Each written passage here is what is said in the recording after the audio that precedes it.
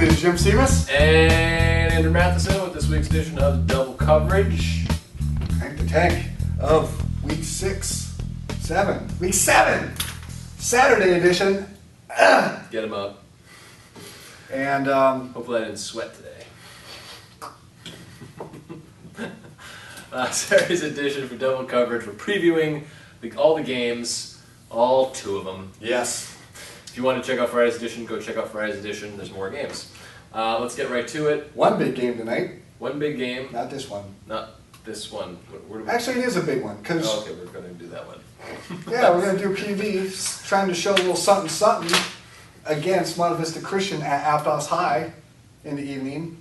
And we're going to see if Monte Vista can bounce back from a very disheartening finish. This point's good. Yeah, I mean, they're just... Yeah, I mean, they held Seaside to 0 points for 44 minutes, and lost then 12-7. And lost 12-7. I mean, it's they hung, but they didn't win it. It's disappointing from an offensive end, I guess. Okay. I mean, they left some points in the field that if they got, they would have won the game. Poor PV's going to pay the price this week.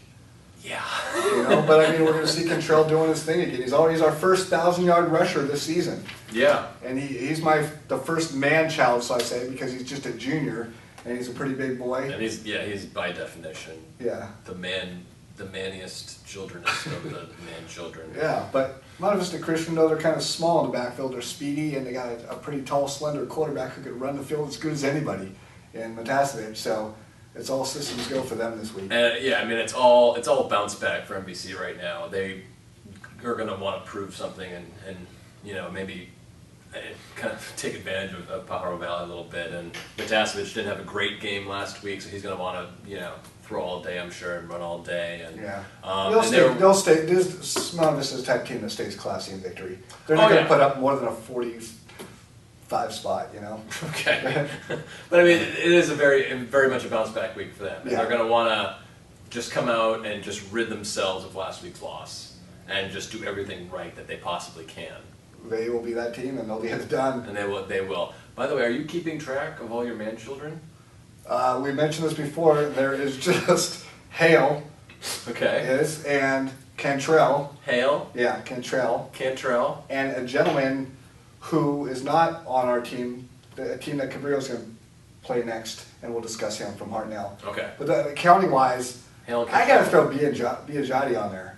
And Robbie, did you see him at the outset of the year when we were doing our promos, saying like why they're excited and give me your? He was terrifying. He was. I wet myself. Yeah. It was pretty scary. You wet yourself. Now I showed 10 people, and everyone's like, "That's funny, that's funny." And then when they got to be a giant, like, "Ooh, he's scary." And he had the mohawk. The mohawk. Thing going on. I'm scared of you, Robbie. Stern. Let the record show. So just so we're correct, so it's 3 man children with 3 different teams. Actually, that's a nice tree you have going there. Yeah. So 3 man children, 3 different teams. Okay, just wanted to keep that list is growing. If you are over 180 pounds, about 6 foot, and run like heck and score a ton of touchdowns, you may be on the man shot.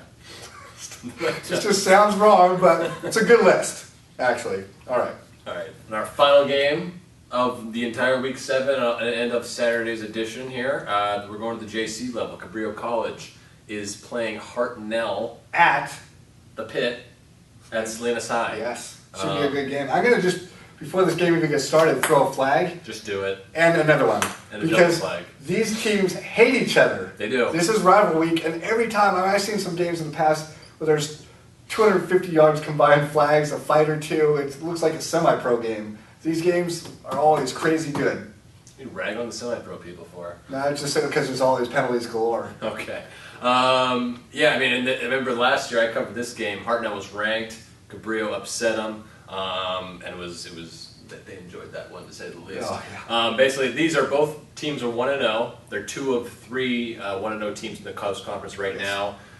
Hartnell has the #1 offense and the #1 defense, just based on points and yards. Cabrillo is #2 in both categories as well. It could be an interesting game. It will be an interesting game. And the rivalry stuff, no matter what the stats say, no matter what the records show, rivalry always levels the playing field. I hope it does it in favor of Cabrillo this time. Not to be a homer, but I think Hartnell's a little bit better team. They're playing at home. You flagging me for a delay of game? What are we doing here? Homerism.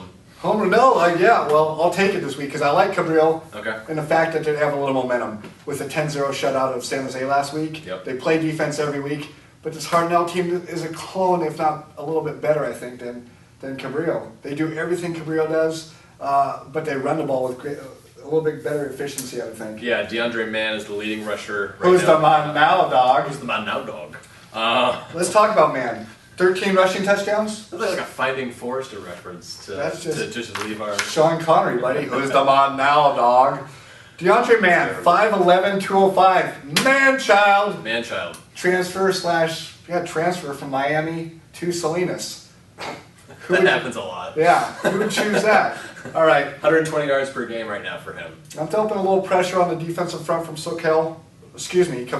Hartnell's allowed 22 sacks this year. Yep. But obviously, even with that shaky pass blocking, Mann has been the man. Yeah. And so if they could shut him down and play some defense and force a turnover too, and Cabrillo, if you don't continue your old ways and turn over the ball, I think you're in this game. Otherwise, I got to go Hartnell.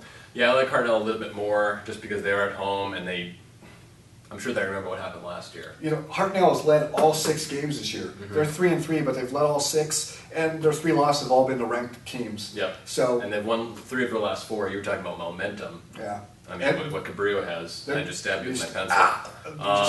But I mean, defensively, Hartnell 12 sacks, 14 picks, 8 fumbles recovered, 9 fumbles forced. And Cabrillo 11 sacks, 7 picks, 3 fumbles recovered. So I mean, they're fairly similar. How similar? They both posted shutouts last week.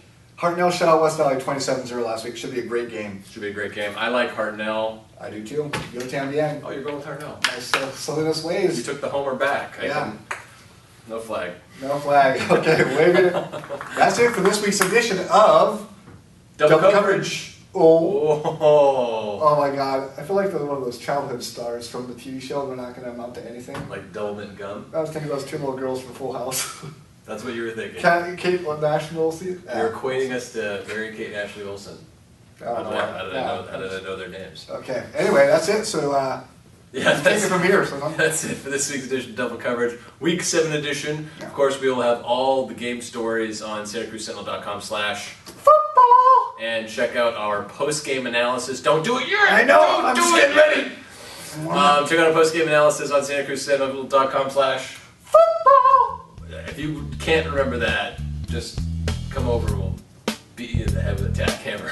All I want to say is stay classy, Santa Cruz. And we'll see you next week.